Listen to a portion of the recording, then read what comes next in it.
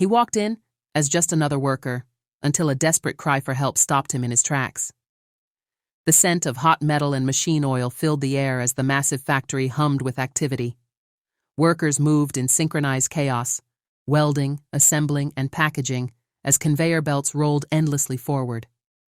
It was the backbone of a billion-dollar corporation, yet none of the employees knew that the man walking among them, dressed in a faded work uniform, a cap pulled low over his face, was their CEO. Jonathan Pierce wasn't just any businessman. He had built this empire from the ground up, but lately, he felt detached.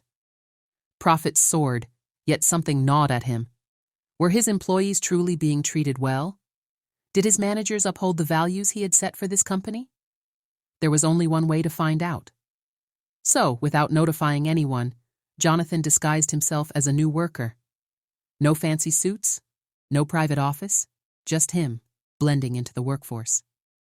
He expected to see inefficiencies, maybe even minor workplace grievances. What he didn't expect was the sound that made him freeze in place. A voice. Strained. Desperate. Please. I just need one more week. I have a sick child at home. Jonathan turned his head toward the break room. Inside, a middle-aged man stood, his shoulders hunched as if carrying the weight of the world. His hands trembled as he clutched his hard hat. Across from him, a supervisor in a pressed shirt and expensive shoes sneered. "You were already late with rent last month," the supervisor scoffed. "This isn't a charity. Pay up or be out by tomorrow." Jonathan's eyes narrowed. His company provided housing assistance for employees in need. So why was this man, clearly struggling, being threatened? His pulse quickened as he took a step closer, straining to hear more. The worker's voice wavered. "My son, he's in the hospital. The medical bills. I just need time." The supervisor crossed his arms, smirking.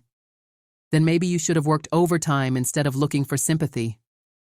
A slow, burning anger spread through Jonathan's chest. This wasn't just an unfair exchange. It was exploitation. He clenched his fists, his mind racing. Should he reveal himself now? Or would he learn more if he stayed silent a little longer? One thing was certain. He wasn't leaving this factory without answers, and neither was that supervisor. What will Jonathan do next? Will the struggling worker get the help he desperately needs? Stay tuned. The next twist will change everything. Jonathan's grip on his work gloves tightened as he watched the interaction unfold. Every instinct screamed at him to step in, to stop this cruelty immediately. But if this was happening openly, right under the company's nose, how much worse could things be beneath the surface? He needed to see the full picture before he made his move. The worker, his name tag read Carl, lowered his head in defeat. "I swear, I'll have the money soon. I just need—" The supervisor cut him off with a mocking chuckle. "You always need something, Carl. You think this factory runs on favors? I don't care if your kid's sick. You pay what you owe, or you and your family can find a nice spot under a bridge." Jonathan had heard enough. His jaw tightened as he took a slow breath, forcing himself to stay in character. He stepped forward, feigning nervousness as he spoke.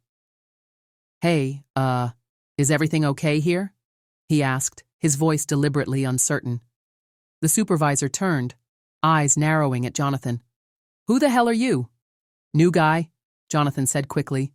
"Just started today." The supervisor scoffed. "Then mind your business, rookie. You don't want to get involved in things you don't understand?" Jonathan nodded, pretending to shrink back. But his mind was already racing. This wasn't just one bad manager. This was deeper. How many other workers were being treated like this? And how had no one reported it? Carl let out a heavy sigh and rubbed his face. "I'll figure something out," he muttered, before walking away, his shoulders slumped in defeat. Jonathan followed him discreetly through the factory floor, watching as Carl moved robotically, his energy drained. It was clear he wasn't just tired, he was broken. Finally, in the corner of the factory near the old vending machines, Carl sat down, exhaling sharply. Jonathan hesitated for only a moment before stepping forward. "You okay?" Carl let out a bitter laugh. "That obvious, huh?" Jonathan sat beside him. What's going on?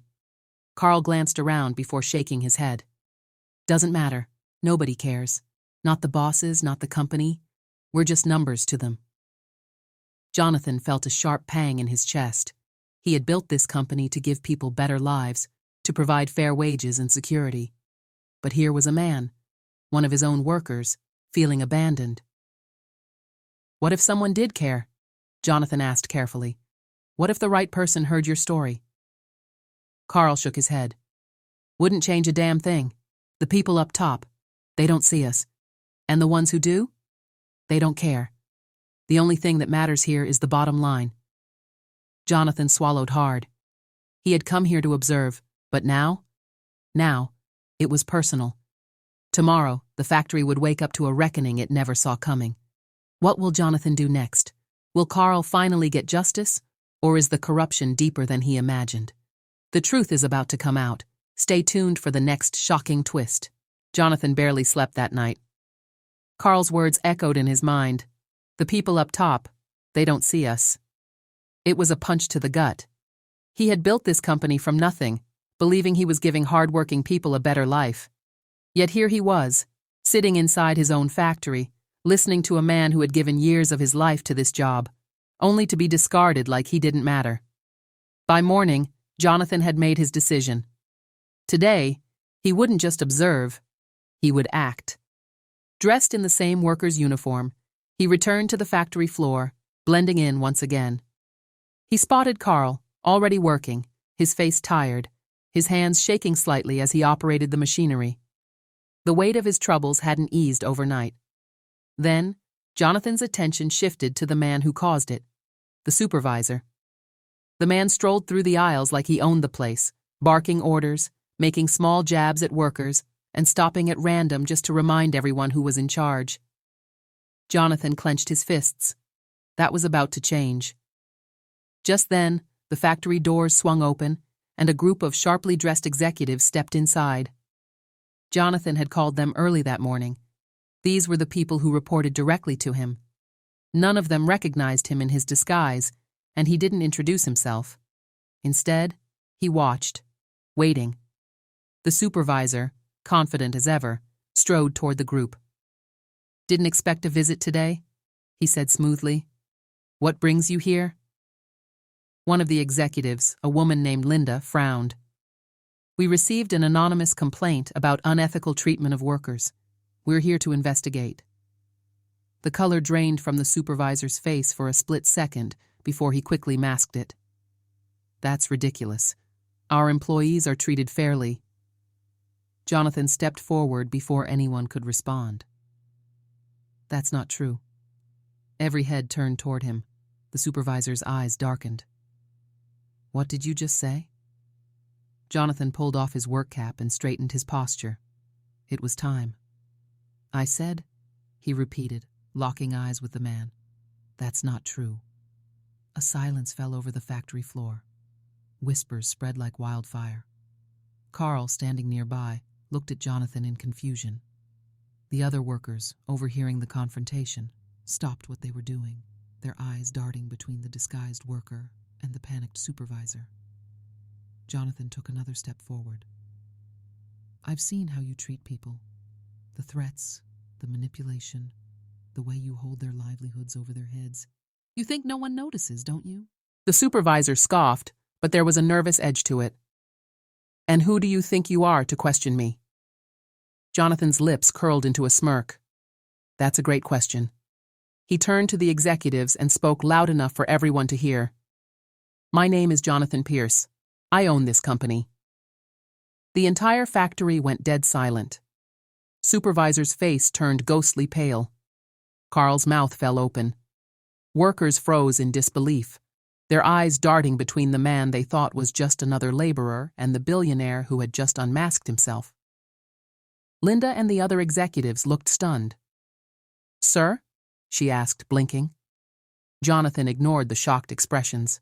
His gaze remained locked on the supervisor. And I want to know exactly how long you've been running this place like your own personal dictatorship. The supervisor took a shaky step back. Sir, I had no idea. No, you didn't. Jonathan cut him off coldly. And that's the problem.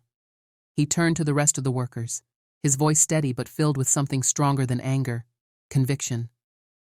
I built this company to be a place of fairness, respect, and dignity. But somewhere along the way, I stopped paying attention. I stopped listening to the people who actually make this company run. He took a deep breath.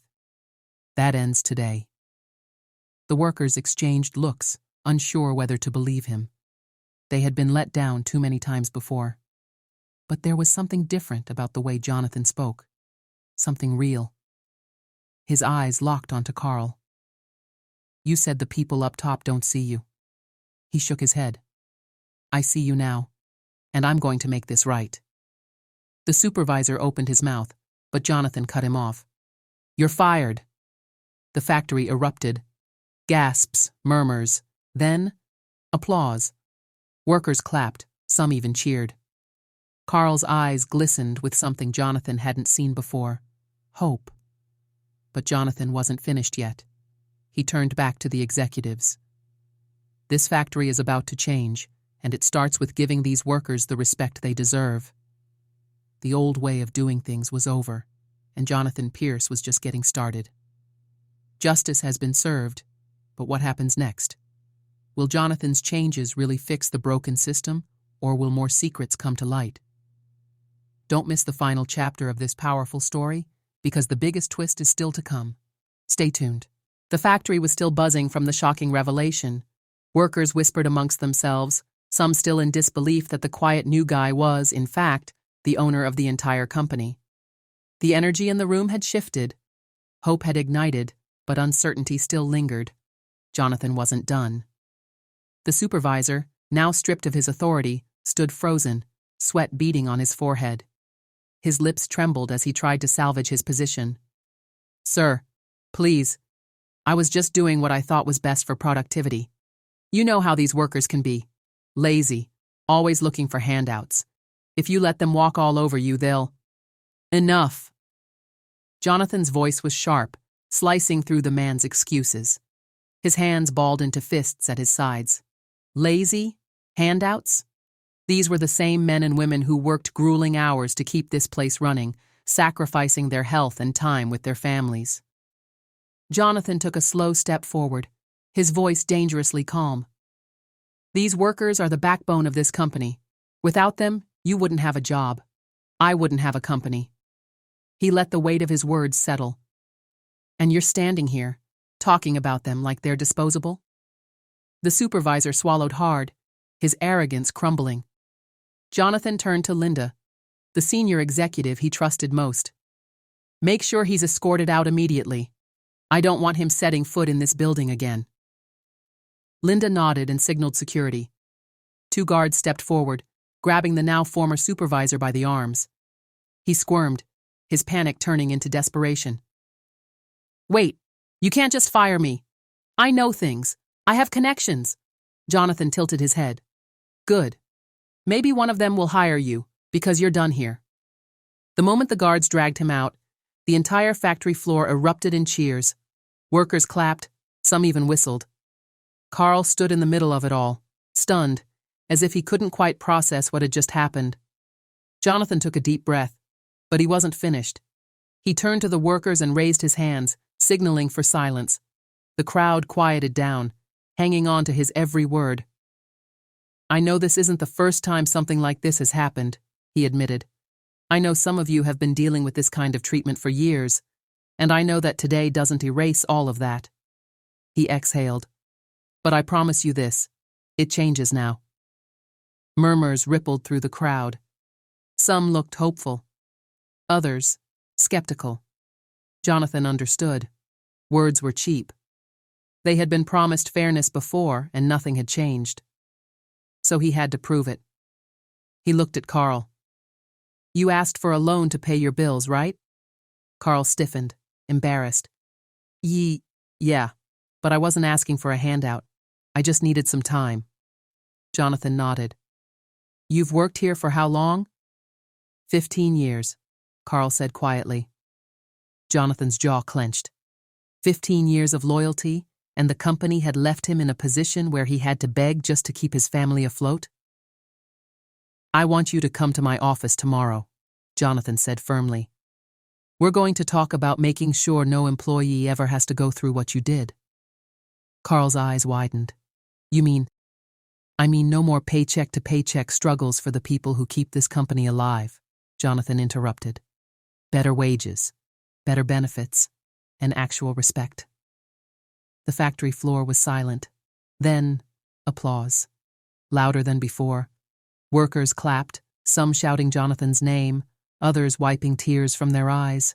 For the first time in years, they felt seen. Linda approached him with a small smile. "This is going to make waves," she said. Jonathan exhaled. Good.